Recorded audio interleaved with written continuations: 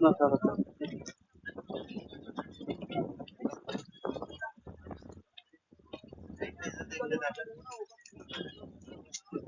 ये जो आप देख रहे हैं उसके नीचे मार्केट है, ऊपर पूरा लड़की लड़का का हॉस्टल है।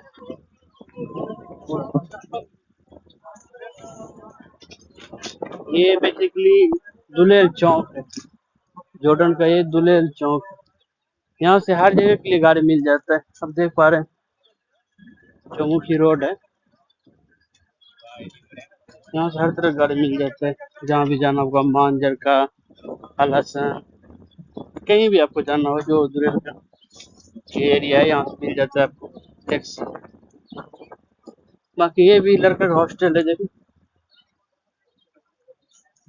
ये टुस्कर कंपनी का हॉस्टल है, लड़का लोग रहता है।